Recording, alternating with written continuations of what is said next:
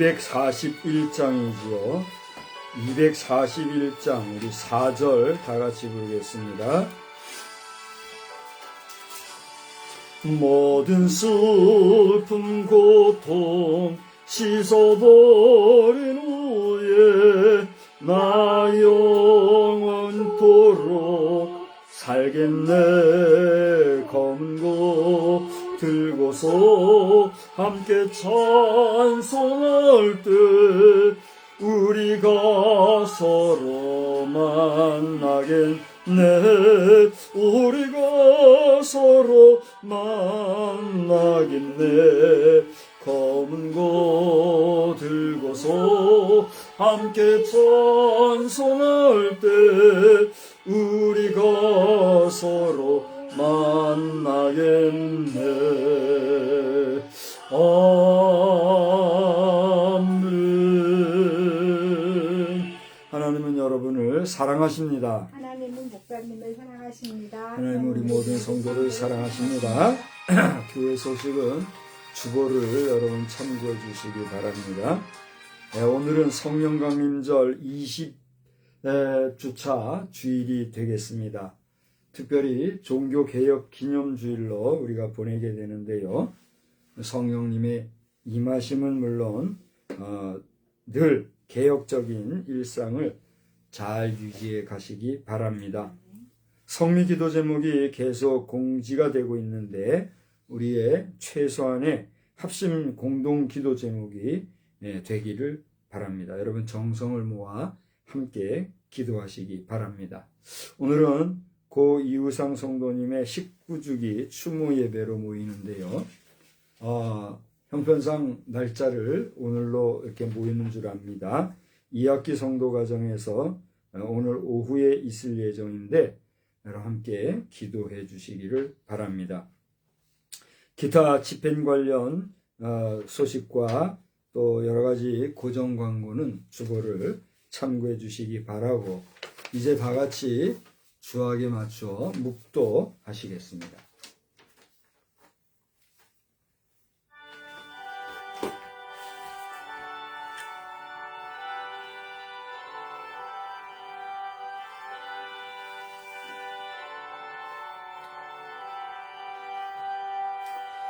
주 우리 하나님의 은총을 우리에게 내리게 하사 우리의 손이 행한 일을 우리에게 견고하게 하소서. 우리의 손이 행한 일을 견고하게 하소서. 거룩하시고 자비로우신 하나님, 오늘 이 거룩한 주일에 주님의 이름으로 우리가 모였습니다. 특별히 500여 년 전에 하나님 잘 믿겠다고, 하나님을 온전히 섬기겠다고 개혁의 기치를 높이 들고 나섰던 개혁 운동가들의 그 정신과 사상과 열정이 오늘까지 이르러 우리가 오늘 종교 개혁 주일로 또한 보내는 날이기도 합니다. 하나님, 이러한 때에 우리의 정신과 우리의 심령과 우리의 사상과 우리의 마음 중심이 주님 안에서 흐트러짐 없게 하시고 날마다 새로운 마음과 새로운 정신자세로 늘 하나님이 기뻐하시는 일만을 잘 감당해 가고자 힘써 정진하는 우리의 일상이 되게 하여 주시옵소서. 이 시간에도 경배를 받으시기 합당하신 우리 구주 예수님의 이름으로 기원하옵나이다. 아멘. 다 같이 자리에서 일어나셔서 25장 찬송으로 함께 찬송하겠습니다.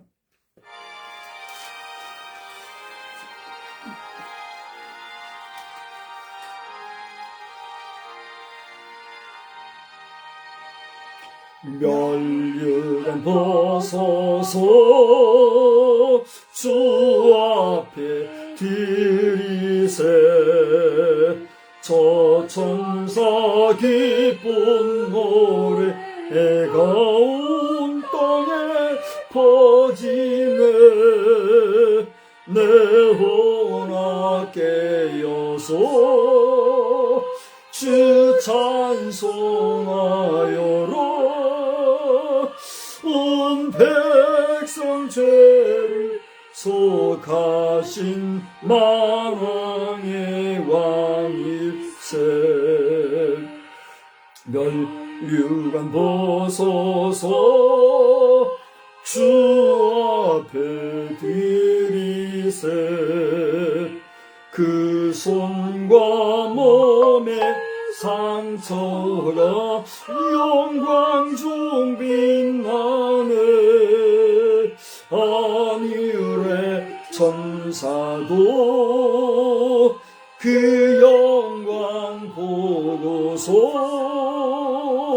고난의 신비 알고자 이름 모아도다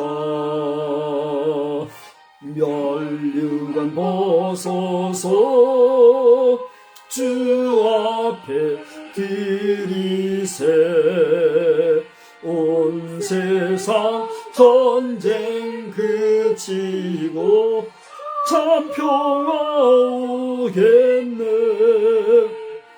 주 보좌 앞에서 온 백성 엎드려 그 한량없는 영광을 늘 찬송합니다.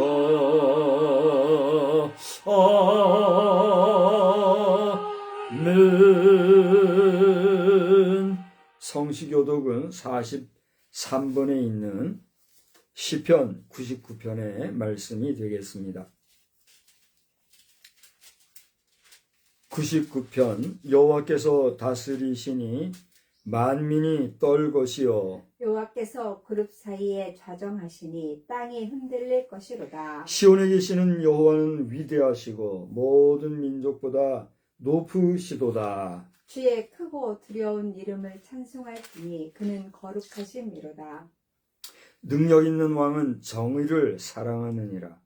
주께서 공의를 견고하게 세우시고 주께서 야곱에게 정의와 공의를 행하시나이다. 너희는 여호와 우리 하나님을 높여 그의 발등상 앞에서 경배할지어다. 그는 거룩하시도다. 그의 제사장들 중에는 모세와 아론이 있고 그의 이름을 부르는 자들 중에는 사무엘이 있도다. 그들이 여호와께 간구함에 응답하셨다. 여호와께서 구름 기둥 가운데서 그들에게 말씀하시니 그들은 그가 그들에게 주신 증거와 율례를 여호와 우리 지켰구나. 하나님이여 주께서는 그들에게 응답하셨고 그들의 행한 대로 갚기는 하셨으나 그들을 용서하신 하나님이시니이다. 너희는 여호와 우리 하나님을 높이고 그 성산에서 예배할지어다. 여호와 우리 하나님은 거룩하심이로다. 거룩하시리로다.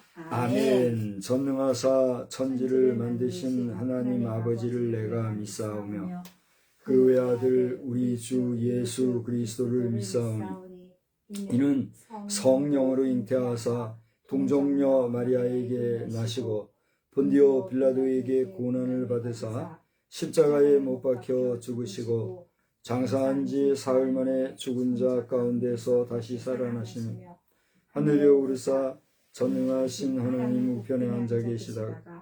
저리로서 산자와 죽은 자를 심판하러 오시리라. 성령을 믿사오며 거룩한 공회와 성도가 서로 교통하는 것과 죄를 사하여 주시는 것과 몸이 다시 사는 것과 영원히 사는 것을 믿사옵나이다. 아멘. 자리에 앉으셔서 105장 찬송을 부르신 후에 임희경 사모님 기도해 주시겠습니다.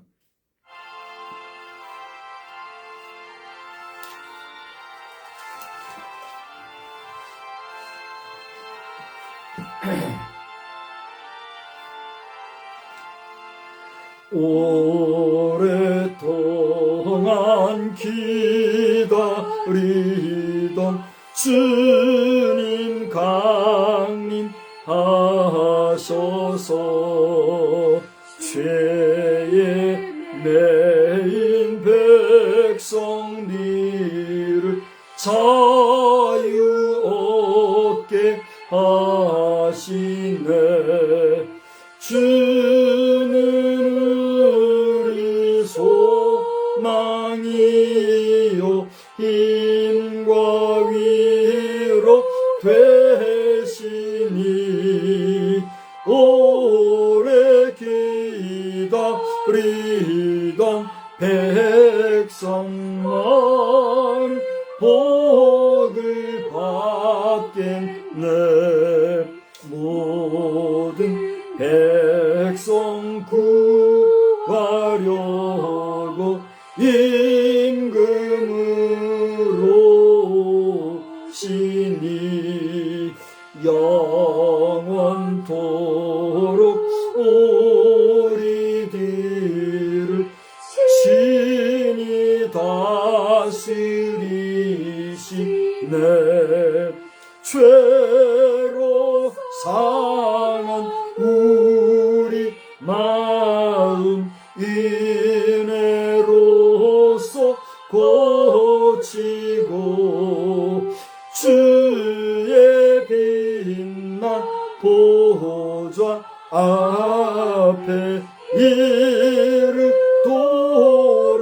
하소서. 아멘.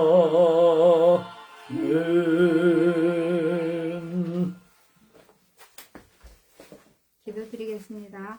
하나님 아버지, 주님 은혜 진심으로 고맙고 감사드립니다. 저희들 또 10월의 마지막 주를 주님 앞에 예배하며 주님을 찬양하는 모습으로 이 자리에 섰습니다. 아버지 하나님, 곡식이 익어가고 이제 추수하는 그러한 바쁜 시기에 있습니다.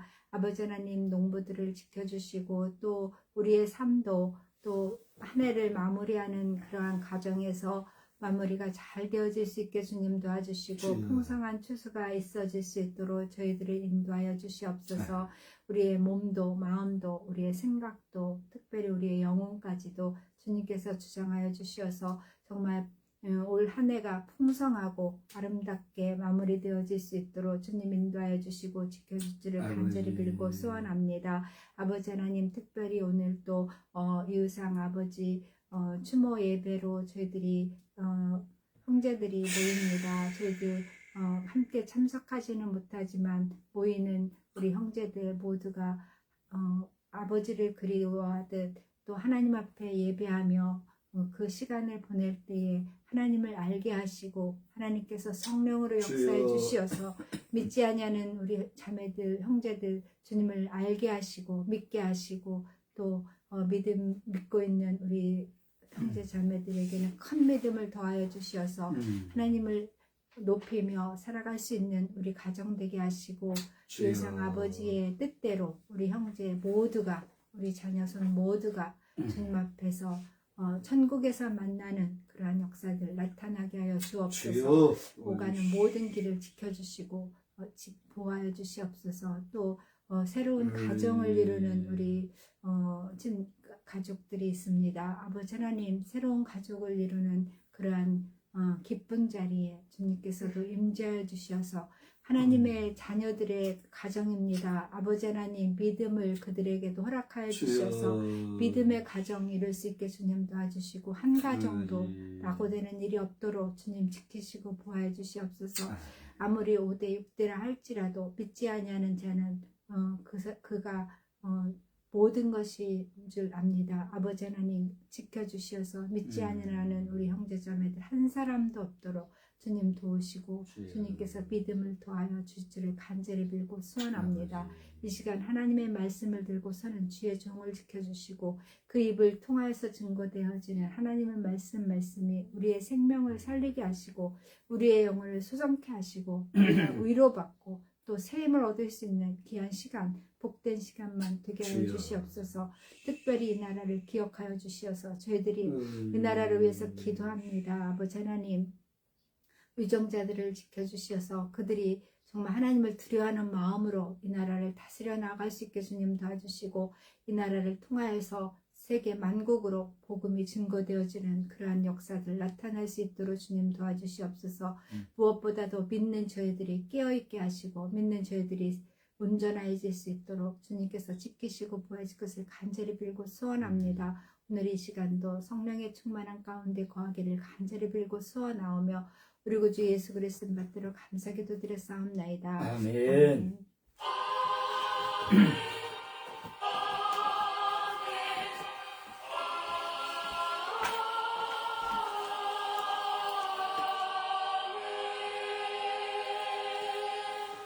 예, 우리 하나님의 말씀은 구약성경 이사야 7장에서 보시겠습니다. 이사야 7장 10절로 14절 말씀입니다. 구약성경 975페이지 7장 10절로 14절입니다. 10절 제가 읽겠습니다. 여호와께서 또 아하스에게 말씀하여 이르시되 너는 내 하나님 여호와께 한 징조를 구하되 깊은 데에서든지 높은 데에서든지 구하라 하시니 아하스가 이르되 나는 구하지 아니하겠나이다. 나는 여호와를 시험하지 아니하겠나이다 한지라. 이사야가 이르되 다윗의 집이여 원하건대 들을지어다. 너희가 사람을 괴롭히고서 그것을 작은 일로 여겨 또 나의 하나님을 괴롭히려 하느냐. 그러므로 주께서 친히 징조를 너희에게 주실 것이라. 보라, 처녀가 잉태하여 아들을 낳을 것이요 그의 이름을 임마누엘이라 하리라. 아멘. 우리 찬송가 6장을 부르시면서 봉헌의 시간을 갖겠습니다.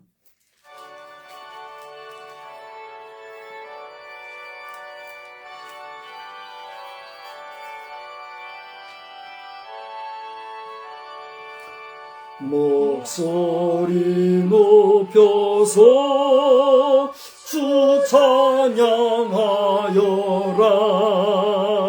영광과 권세와 존귀와 위엄을 온누리 다스리시는 만왕의 왕께 돌려라.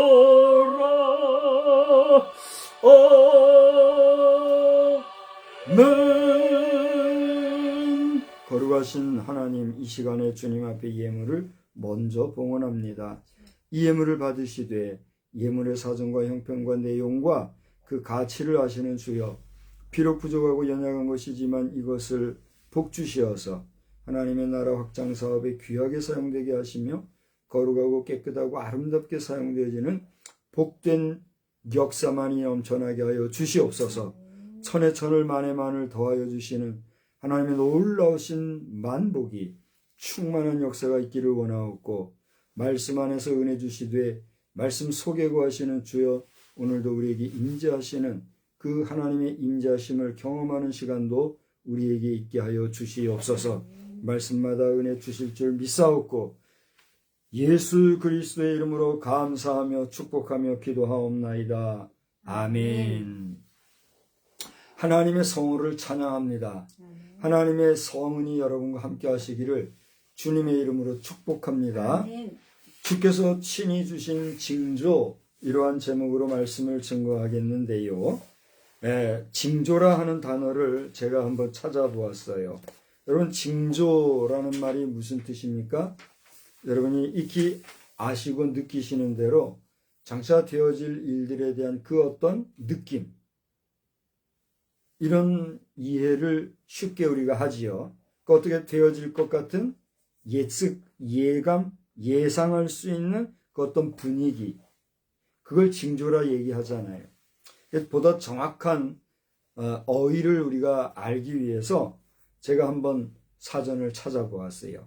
이 징조라는 단어를 제가 찾은 그대로 한번 여러분께 읽어드린다면, 징조란 어떤 일이 생길 조짐, 기미, 그게 징조예요. 그러면 이 기미라는 건 무슨 말일까? 어떤 일을 알아차릴 수 있는 눈치, 또는 일이 되어가는 야릇한 분위기, 그게 기미예요. 그러니까 주님께서 주신 그 어떤 분위기, 그 어떤 눈치 주는 거, 또는 그 어떤 기미, 조짐, 그게 징조예요. 오늘 본문 속에서 우리가 본 내용 가운데 하나님께서는 아하스 왕이 하나님 앞에 이런 징조를 구하기를 원하셨지만, 정작 아하스 왕은 그러한 징조를 하나님께 구하지 아니하고자 하는, 하나님을 시험하지 아니하고자 하는 그런 말을 함으로써 듣기에 따라서는 아하스가 하나님 앞에서 겸양의 미덕을 보인 것 같으나 하나님은 그걸 원치 않으신 내용을 우리는 성경을 통해서 보게 됩니다.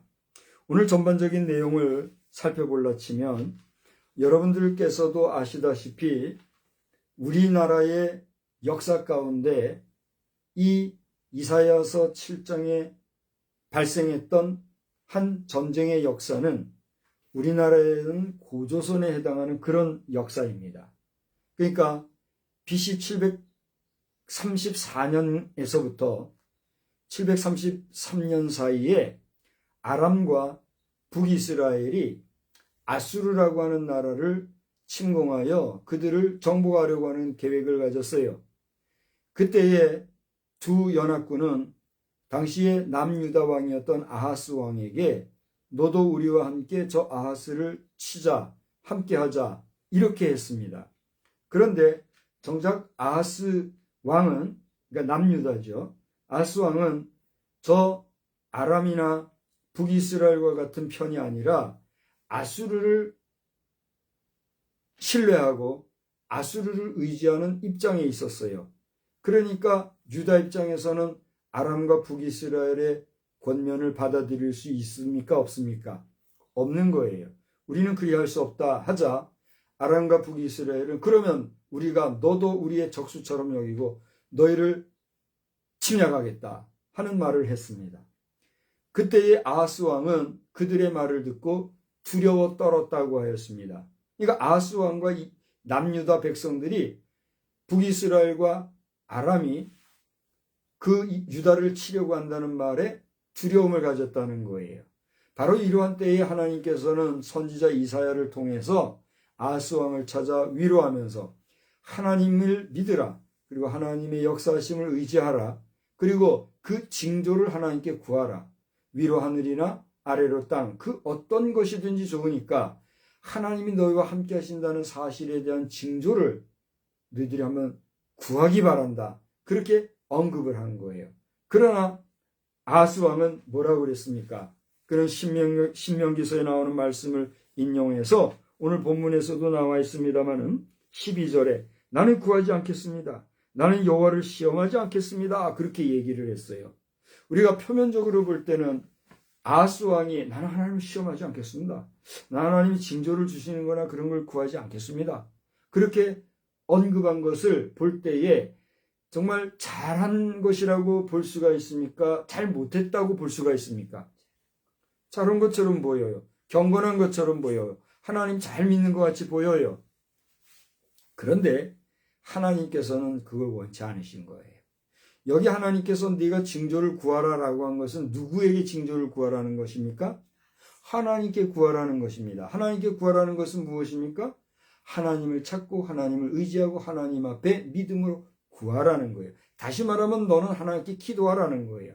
그러나 아하스 왕은 감히 하나님의 말씀을 인용해서 하나님을 시험할 수 없습니다라는 말을 인용하면서 나는 하나님 앞에 징조를 구하지 아니하겠습니다 라고 한 말은 결국은 무슨 말입니까? 나는 하나님께 기도하지 아니하겠고 기도하고 하나님을 의지하기보다는 아수르를 더 의지하겠습니다 라고 하는 말을 했다는 거예요.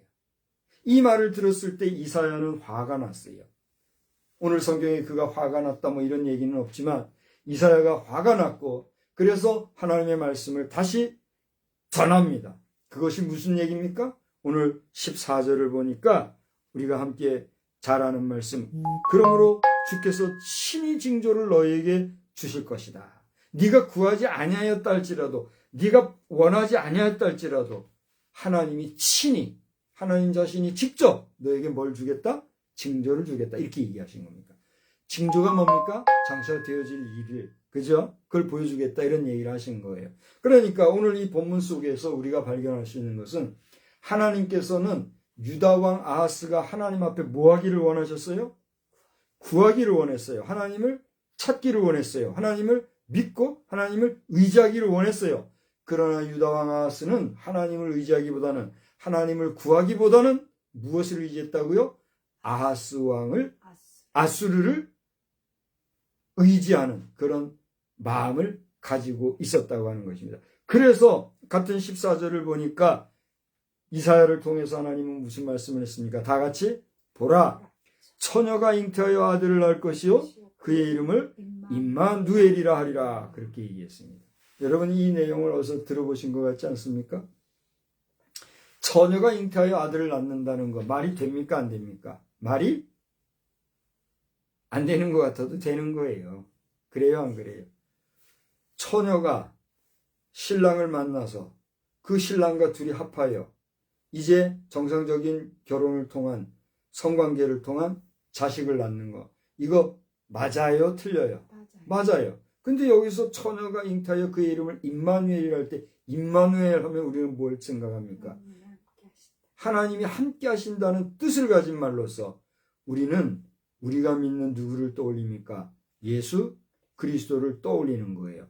실제로 마태복음에서 여러분 아시다시피 동정녀라고 하는 처녀 마리아에게서 난 예수, 그 이름을 뭐라고 지으라 했습니까? 임마누엘이라 하라 하였는데, 이 임마누엘이라는 뜻은 뭐죠? 하나님이 너희와 함께 하신다는 그런 뜻이에요. 그래서 결론적으로 이사야서는 성경, 구약 성경에서 가장 긴 66장으로 되어 있는 말씀이로되, 그 가운데서도 오늘 7장에 나와 있는 이 말씀, 우리가 요절같이 읽을 수 있는 이 14절의 말씀에서 보면 처녀가 잉태하여 아들을 낳을 것인데 그 이름을 임마누엘이라 하리라. 이 말씀은 장차 오실 메시아에 대한 메시아적 사상이 담겨져 있는 기독론과 연결된다고 하는 면에서 가장 많은 분량의 예언서인 이사야 가운데서도 백미로 꼽히고 있는 그러한 부분이기도 한 것이에요.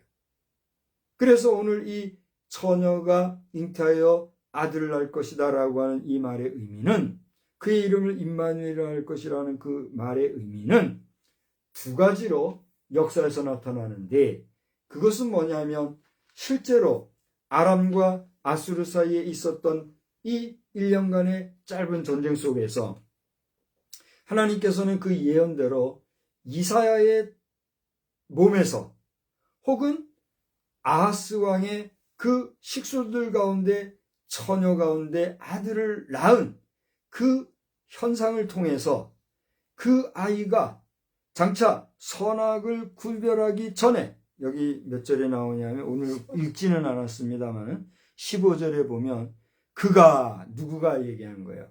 그 14절에 나오는 아기를 얘기한 거예요. 그가 악을 버리며 선을 택할 줄 알 때가 되면 엉긴 젖과 꿀을 먹을 것이라 라는 말씀으로 이제 예언을 하고 있어요. 여기 그 아기가 선과 악을 택할 줄 알 때가 됨이라는 말은 무슨 말일까요? 제가 아기를 두 번을 낳아봤어요. 한 번은 자식을 낳아봤고 한 번은 손자를 낳아봤어요. 자식을 낳을 때는 그 자식들에 대한 애잔한 그런 게 사실상 없었어요. 여기서 사실상 없었다는 얘기는 우리 아들, 딸들 들으면 서운할 그런 얘기가 아니라, 손자, 손녀를 낳았을 때만큼 정말 그 생명에 대한 간절함이나 또 그 아기에 대한 보호 본능 같은 그런 애절하고 애절한 그런 느낌은 덜하더란 얘기예요. 상대적으로. 우리 아들, 딸들 서운해하지 마세요. 이거 가지고 서운한 거 아니에요. 당신들도 아기 낳아보라 말이야. 근데 손자, 손녀를 낳을 때는 아들, 딸 볼 때하고는 다른 감정이 있더라고요. 아들, 딸 낳을 때는 그냥 기쁘고 좋고 뭐 그런 것만 생각이 났는데, 손자, 손녀 때는 그 아이의 모든 게 보여요. 이 아이가 잘생겼는지 못생겼는지 장차 어떻게 될 것인지 그 아이의 장래까지도 생각하는 보다 포괄적인 눈이 생기더라고요. 그 신기하지요. 저만 그런지는 모르겠습니다만 자녀 생산할 때와 또 손자 때를 생산할 때의 그 감각은 다른 게 있나 봐요. 근데 어쨌든지 간에 그렇게 난 아기를 볼 때면 우리 자녀들도 그렇고 이 손자 손녀도 그렇고 이 아이들이 이제 갓 100일이 지나고 첫 돌이 안 됐는데도 제대로 기지도 못하고 앉지도 못하는 이 아이인데도 자기의 좋아하고 안 좋아하는 거를 분명히 알더라고요. 그래가지고 좋다 싫다는 거를 분명히 표현을 하더란 말이에요. 그런데 그 표현 방법이 구체적으로 어떤 걸까요? 싫으면 와 우는 거예요. 좋으면 팡팡 웃는 거예요.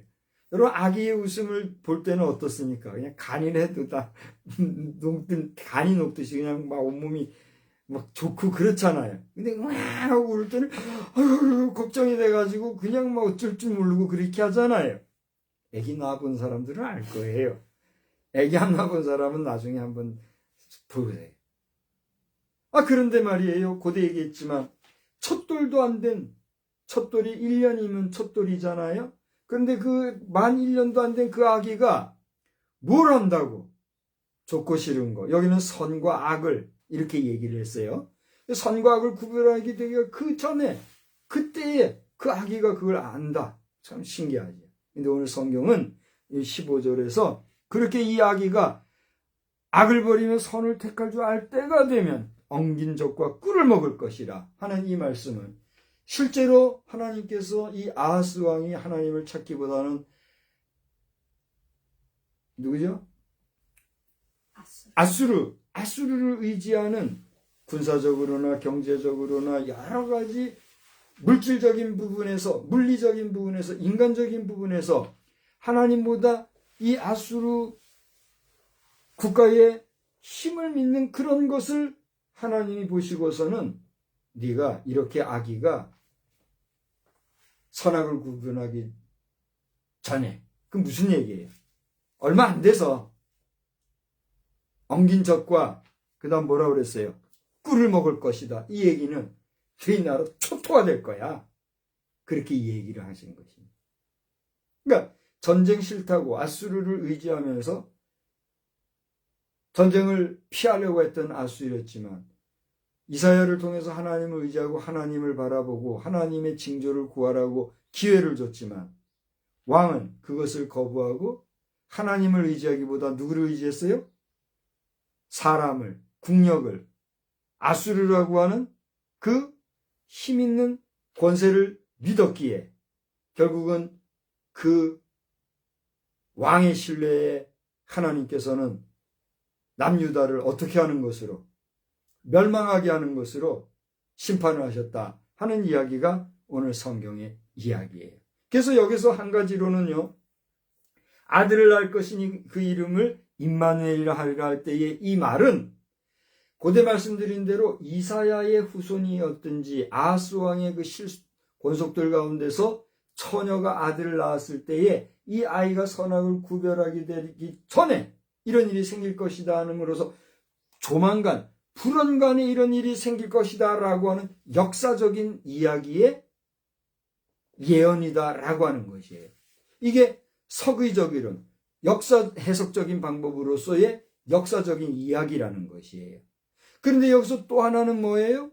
여기 그의 아들의 이름을 임마누엘이라 하리라 할 때의 임마누엘은 하나님이 너희와 함께 하신다고 하는 이 말씀으로서 이것은 먼 훗날, 아까 제가 734년에서 733년에 전쟁이 있었다 그랬죠. 그러니까 700여 년 후에 나실 메시아, 곧 우리가 믿는 예수라고 하는 이 이름으로 나신 하나님의 현현하심이 예언되어져 있는 예언이다라고 하는 메시아적인 내용이 여기에 함께 함축이 되어져 있다고 하는 사실입니다. 이러한 내용으로 구성되어 있는 본문의 내용을 보면서 오늘 저는 여러분 앞에 주께서 친히 주신 징조라고 하는 제목으로 이 말씀을 드렸습니다. 이미 발빠른 분은 여러분은 느끼셨겠지만 오늘 내용에서 아하스 왕이든 우리 인생이든 우리는 하나님께서 우리가 하나님을 찾기를 원하신다는 것과 하나님을 의지하기를 원하신다는 것을 느낄 수가 있지요. 그 하나님을 찾고 하나님을 의지하고 하나님의 도우심을 구하여야 할 인생이 하나님이 아니라 또 다른 힘, 또 다른 권세, 또 다른 신을 찾아서 나 외에 다른 신을 섬기지 말라 했는데 하나님이 보이지 아니하는 하나님이 아니라 보이는 신을 찾아 우상을 숭배한다거나 보이는 권력과 권세를 의지하며 하나님을 저버리는 일에 대해서는 하나님이 원하신다는 거예요? 원치 않으신다는 거예요? 원치 아니하신다는 사실을 우리에게 보여주고 있다는 사실입니다. 저는 오늘 이 본문의 내용을 읽으면서 우리 대한민국을 중심으로 한 이 동북아 정세나 중국과 러시아와 북한과 한국과 일본과 미국과의 관계 등 우리 이 한반도를 중심으로 한 국제 정세를 생각해 보게 되었습니다.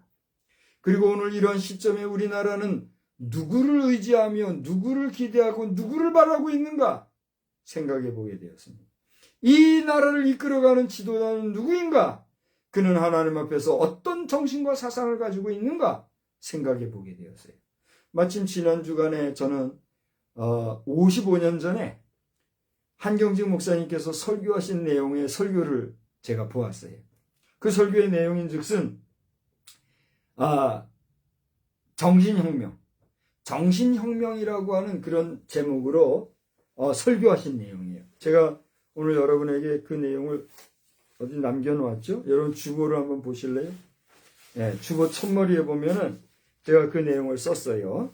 먼저 정신혁명이라고 하는 제목으로 이 목사님이 설교를 하신 내용이었어요. 그래서 여러분이 시청을 돕기 위해서 제가 이 이미지 파일 주보도 보냈지만 아마 또 한번 그 URL을 보내드린 거 있을 거예요. 보셨어요? 못 봤어요? 아직 보지도 않았군요. 우리 예배드리는 박 집사님들이나 또 우리 다른 여러 성도님들은 그 내용을 아마 아실 줄 압니다. 제가 오늘 이 설교를 마치고 나면 한경진 목사님의 이 설교를 저의 설교 하단에다가 또 링크를 해놔야 될 것 같아요. 자, 그런데 제가 그 설교를 보면서 그 설교의 내용이 말 그대로 정신혁명인데 먼저 정신혁명이다. 1970년대 하면은요, 그야말로 5.16 혁명도 끝났고 새로운 정권이 들어선 우리가 소위 말하는 유신 정권이라고 하는 그 박정희 대통령이 이게 이끌던 그런 시대 아니겠어요? 그 당시에는 아주 그 시대가 어땠던가 하는 역사적인 내용은 여러분이 아실 것입니다. 그런데 보세요. 55년 전이면 반백년이에요. 그죠? 반백년 전에 설교하셨던 그 설교의 내용을 여러분이 들어보시면 알겠지만 어쩌면 이 시대에 2025년도를 살아가고 있는 55년 후에 오늘날 이 시대를 향하여서도 그 메시지는 유효한가 하는 생각을 제가 하게 되었어요. 여기 제목이 정신혁명이라 그랬는데 혁명이라는 말은 무슨 말입니까? 오늘 우리는 종교개혁주의를 보내고 있습니다만 개혁이라고 하는 말 속에 혁자가 들어가요. 이 혁은 혁대혁자예요. 이 혁이라고 하는 것은 요대, 허리띠 혁자거든요. 그러니까 허리띠의 개념은 의미는 무슨 말입니까? 허리를 동여맨다는 거예요. 우리의 중심에 있는 허리, 가운데 부분에 있는 허리를 동여매고 새롭게 정신을, 의지를, 우리의 사상을 바로 하면서 새롭게 어떤 일을 해나가고자 하는 의지의 표현을 쓸 때에 이 혁자를 써요. 혁명이나 개혁이나 이런 모든 뜻이 다 통하는 말이에요. 종교개혁은 뭐가 종교개혁이에요? 하나님을 제대로 알고 하나님을 온전히 믿어야 할 백성들이 하나님이 아닌 교조주의, 신부들의 절대주의, 왕권과 다툼 속에서의 신권을 강화한다고 하는 이름으로 변질되어진 복음의 변질사를 감행하고 단행한 그 당대에 우리 왜곡된 기독교 신앙을 바로잡고 혁명하고 개혁하여서 바른 신앙, 오직 성경, 오직 믿음으로 돌아가자라고 하는 그런 신앙 개혁운동이 종교개혁이라는 이름으로 오늘까지 오는 거 아니에요? 사실상 종교개혁이라는 말보다 무슨 말이 맞는 말이에요? 교회 개혁이라는 말이 사실은 맞는 말이에요. 그러나 언제부턴가 우리는 종교개혁이라는 말로 지금 말을 하고 있는데 다른 종교는 말할 거 없어요. 다른 종교는 뭐 아무리 그들이 신을 찾아 구해서 이것이 신이요 했을지라도 그것이 하나님이 아닌 다른 신을 내세울 때 그 신은 어떤 신이에요? 잡된 우상밖에 될 수 없는 거예요. 자기들을 위해서 만든 신밖에 안 되는 거예요. 깨달음이라는 거 그거 하나밖에 안 돼요. 그러나 모든 신들 중에 신이요 만왕의 왕이요 만주의 주님은 누구예요? 오직 하나님, 창조주 하나님 뿐이라는 것을 우리가 알아야 돼요. 그러니까 종교개혁의 핵심이라고 하는 것은 교회가 잘못됐을 때 교회를 개혁하는 것이요. 교회가 개혁된다는 것은 하나님을 향한 바른 신앙, 예수 이름 바로 믿는 신앙의 회복. 이게 종교개혁인 거예요. 그런 면에서 오늘 우리는 종교개혁을 맞이하여서 이 한경직 목사님의 설교를 다시 한번 들을 때 혁명 중의 혁명이 무엇일까? 정치혁명, 사회혁명, 문화혁명, 경제혁명, 이런저런 개혁과 혁명의 이야기를 수없이 많이 해대지만 가장 근본적인 혁명은 뭐란 말이에요? 정신이 똑바로야 되는 거예요. 우리의 의식, 사상, 우리의 생각하는 것, 마음이 발라야 된다. 그거를 역설하고 있어요. 그러면 우리의 생각과 정신과 마음을 올바르게 바르게 해줄 수 있는 그 힘과 능력과 근원이 어디서 나오는가? 마태복음 3장 오늘 거기 1절로 12절의 내용을 보면 거기에 우리 예수 그리스도께서 우리에게 가르쳐주고 있는 교훈의 메시지가 나오는 거예요. 회개하라. 하나님 앞에서 우리의 잘못된 것을 회개하고 하나님 앞에 용서를 구하여 용서함을 받고 성결함을 받아 하나님의 도우심을 구하고 하나님을 의지하고 하나님을 올바로 찾아 발견하는 가운데 나아가는 삶. 그 삶을 역설하고 있는 설교들하는 거예요. 이 설교를 여러분 앞에 소개를 하면서 저는 오늘 이 본문의 내용을 가지고 주께서 친히 주신 징조라고 하는 이 징조에 나타난 임마누엘이라고 하는 이름은 역사적으로는 이 전쟁이 있었던 BC 8세기의 그 전쟁 시대에 한 아이가 태어나 그 아이가 선악을 구별하게 될 때가 되기 전 그렇게 짧은 시간 안에 이 전쟁이 막을 내릴 뿐만이 아니라 그 전쟁의 결과로 아람과 북이스라엘이 아수르를 치려고 했던 전쟁이 그 불똥이 튀어가지고 누가 멸망해요? 유다가 멸망하는 이런 역사가 재현되었을 때에 그것은 하나님께서 하나님을 찾고 하나님을 구하고 하나님을 만나지 아니하는 하나님 백성들에 대한 심판일 뿐만이 아니라 교훈의 메시지가 있다고 하는 역사 해석적인 실사의 내용일 뿐만이 아니라 이러한 가운데 하나님께서는 이스라엘 남유다만이 아니라 온 인류를 위한 구원의 계획, 구속의 사건을 이루시기 위한 메시아 예수 그리스도 임마누엘이라는 예수 그리스도의 탄생을 예고하심으로써 비로소 유다 백성만이 아니라 온 지구촌에 거하는 인류를 향하신 하나님의 보다 원대하고 크신 뜻을 우리에게 밝히 보여주고 있다고 하는 사실입니다. 할렐루야! 그러한 하나님의 원대한 계획 안에 오늘 저와 여러분은 누구의 이름으로? 예수의 이름으로 누구 앞에서? 하나님 앞에서 예배하게 된 거예요. 할렐루야! 이 모든 것을 우리에게 일러주시고 가르쳐주시는 것이 누구예요?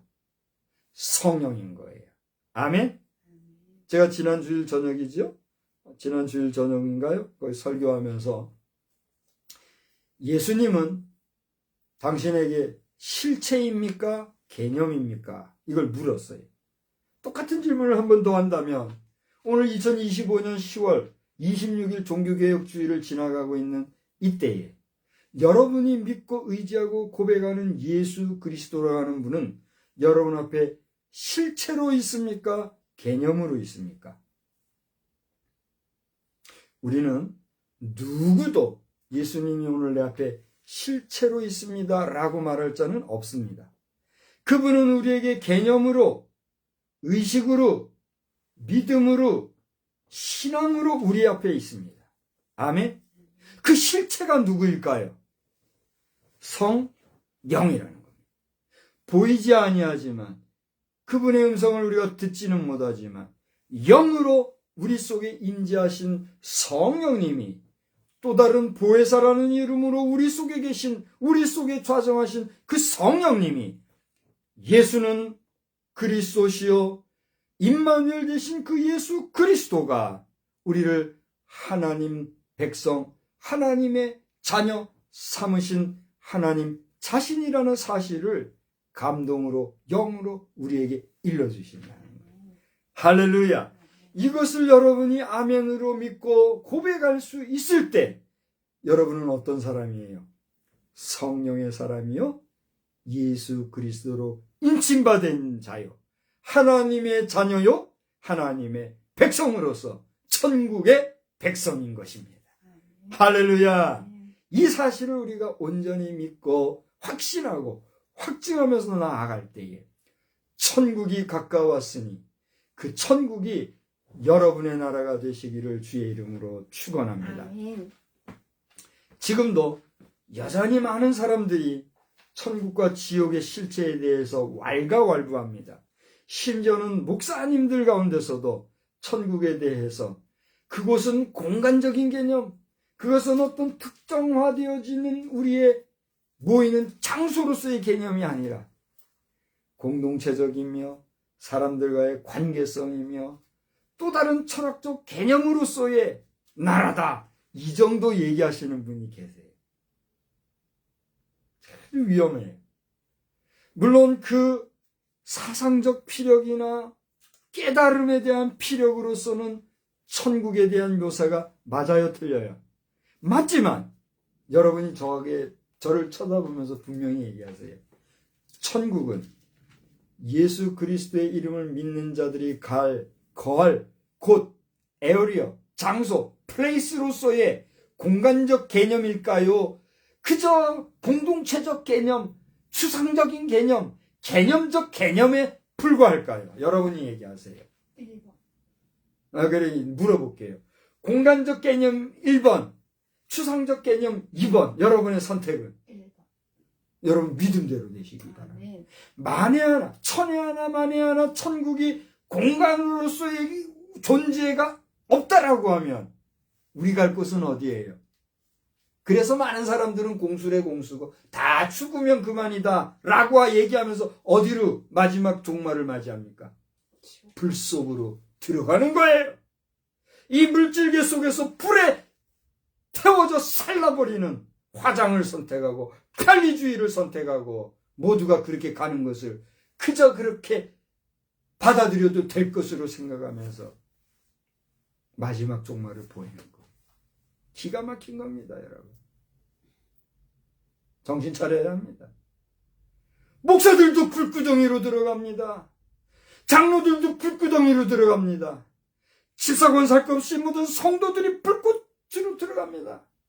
심지어 하나님을 믿는다는 미국 국민들의 65%도 불 속으로 들어간다는 이 현실의 이야기를 들을 때 오늘 박성수 목사는 가슴이 타고 저리고 너무 슬프고 괴로워서 저 깊은 골짜기 그랜드 캐년 지역을 하나님이 보여주시고 그곳에서라도 저 노아 홍수 시대에 죽어갔던 사람들이 어떻게 마지막으로 쓰러져 갔는지를 역사적으로 보면서 너는 흙으로 났으니 흙으로 돌아가라고 하는 그 하나님의 마음을 실천하게 하시는 꿈과 비전을 주셨고 견딜 수 없고 감당할 수 없고 두려운 마음이지만 그것이 내 갈 길이기에 대기하고 있는 거예요.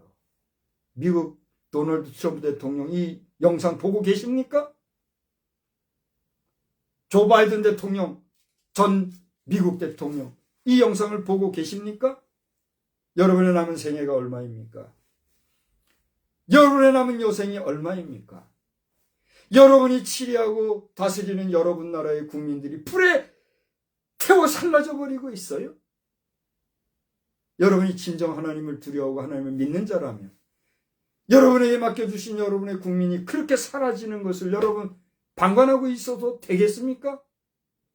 나는 대한민국에 있는 목사로서 공교에서도 찾아주지 않는 무임 목사이지만 하나님께서 이 깨달음을 주셨기에 안타까운 마음으로 이 나라에서는 이것을 수용할 만한 사람이나 그런 환경이 지금 안 되기 때문에 그런 가운데 그랜드 캐년이라고 하는 지역을 타겟팅하고 여러분에게 호소하고 여러분이 하나의 롤 모델을 만들어 주셔서 온 국가, 온 민족, 온 족속들이 함부로 우리의 육신을 불에 태워 살라버리는 불신앙적인 행위, 저 이교도적인 행위 속에 빠지지 말라라고 하는 깨달음을 전하게 된 겁니다.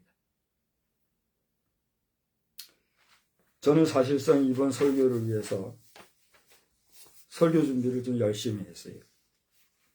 이만큼 많은 양의 설교문이 준비가 되어 있지만 다 이제 여기서 접을 놓습니다.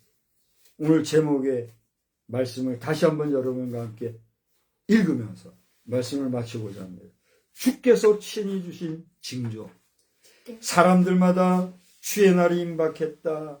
뭐 이런 말 저런 말 많이 합니다만은 그건 차치하고라도 하나님께서 우리에게 주신 징조가 있습니다. 그게 뭡니까? 모든 사람은 흙이니 어떻게 해요? 흙으로 돌아가라.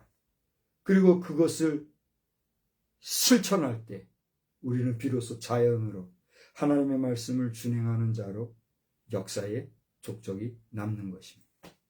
불에 태워 살라지는 종말 속에서는 여러분이 인정하든 인정하지 아니하든 기다리고 있는 지옥불, 믿든 안 믿든 기다리고 있는 그 지옥불이 우리에게 펼쳐지는 지옥불의 문을 여는 것과 같은 그런 이미지적인 현상 앞에서 우리가 선택할 몫이 무엇인지 곰곰이 생각을 해보시고 우리 대한민국이나 미국이나 지구 행성에 거하는 수많은 나라의 족속들과 민족들 여러분 한 사람 한 사람 우리 조그마한 행성 지구 우리 지구라는 행성이 얼마나 우주공간에서 작답니까? 그런 작은 공간에서 우리가 갈 곳이 어디인가? 그저 한 줌 먼지로 휘날리고 끝날 존재들인가? 여러분 자신의 존재됨을 상기하시기를 주의 이름으로 축원합니다. 주 예수 그리스도는 그렇게 부족한 우리 한 사람 한 사람을 위해서 대신 죽으셨고 사망못에 깨뜨리셨고 부활승천하신 후에 아버지에게로 가셨거니와 가심을 본 그대로 다시 오시는 그날에 죽은 자도 부활하여 심판에 이르게 하실 것이라는 이 분명한 사실 그리고 그 심판 후에 영원한 하나님의 나라와 그렇지 못한 지옥불로 대별하여 구분하여 역사를 완결하실 것이라는 사실을 당신은 믿습니까? 믿는다면 믿음에 합당한 삶을 선택하고 살아가는 지혜로운 천국 백성, 지혜로운 하나님의 백성으로 살아가시기를 우리 주님의 이름으로 축원합니다. 축원합니다. 고마우신 하나님, 오늘 종교개혁주의를 맞이하였고 또 10월의 마지막 주일을 맞이하였습니다. 특별히 성령 강림절 20주차 주일을 맞이하여 우리 속에 거하시는 성령님, 그 성령님의 감화 감동을 따라 임마누엘 되시는 주 예수 그리스도의 탄생과 또 다른 임마누엘로 역사 속에 있었던 이스라엘의 역사 가운데 전쟁의 역사와 그 전쟁의 역사 중에 있었던 왕 아하스 왕의 불신앙이 어떻게 결과로 나타났는가 하는 것들을 살펴보았는데 주여 바라고 원하옵기는 오늘 이 땅을 살아가는 우리 대한민국의 역사와 우리 각 사람들의 각 개인의 심령과 그리고 이 지구 행성에 되어가는 상황들을 아시는 주님께서 이 모든 상황들 속에 나타나 보여지는 징조를 보며 하루하루를 살아가는 우리 인생들 속에 각 사람들의 심령들 속에 오직 성령님의 감화 감동으로 말미암아 주 예수를 믿고 주 예수로 말미암아 영원한 하나님의 나라의 주인이신 하나님 아버지를 온전히 믿고 나아가는 역사가 널리 널리 퍼지도록 은총을 베풀어 주시옵소서. 한 주간도 승리하도록 우리에게 힘과 능력으로 함께 해주시기를 원하오며 예수님의 귀하신 이름으로 기도하옵나이다.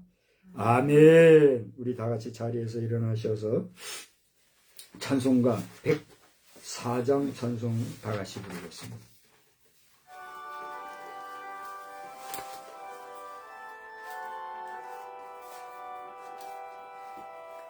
고도소서 임마누엘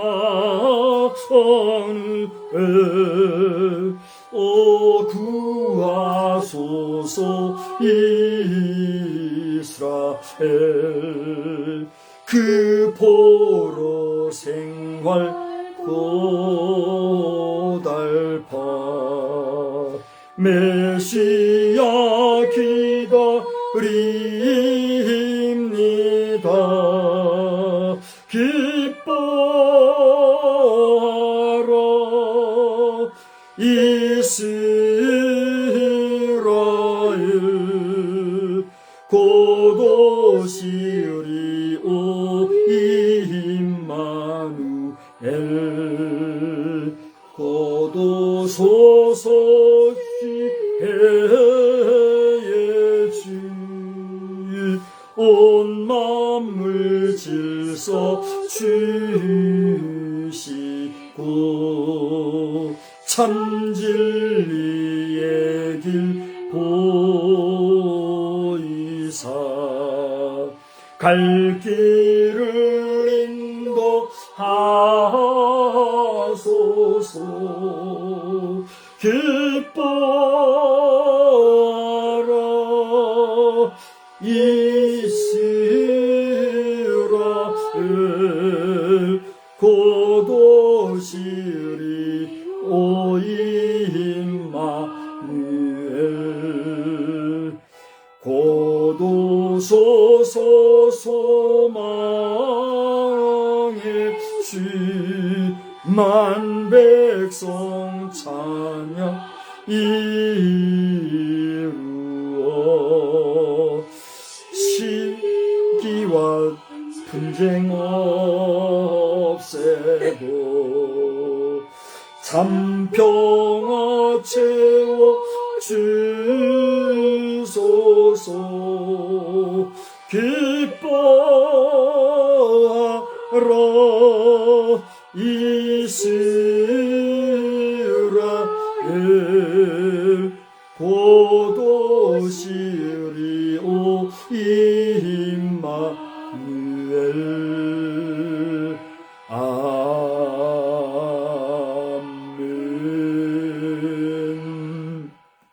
우리는 세상의 빛입니다. 우리로 인하여 온 세상이 환해집니다. 나 박성수는 세상의 빛입니다. 나 박성수로 인하여 온 세상이 환해집니다. 아멘. 이제는 성부와 성자와 성령님께서 장차되어질 일들을 저 하늘의 1월 성신과 땅의 만물들의 활동들을 통하여 징조로 보여주시며 내가 간 것을 본 그대로 오시리라 말씀하신 대로 이 땅에 다시 오시어 온 만물을 심판하실 그 능력의 주님을 바라고 소망하는 가운데 오늘도 복되게 살아가기를 다짐하고 돌아가는 우리 모든 성도들 머리 위에 이 백성과 온 인류 위에 긍휼과 자비와 은총과 인자하심으로 영원히 함께 계실지어다. 아멘.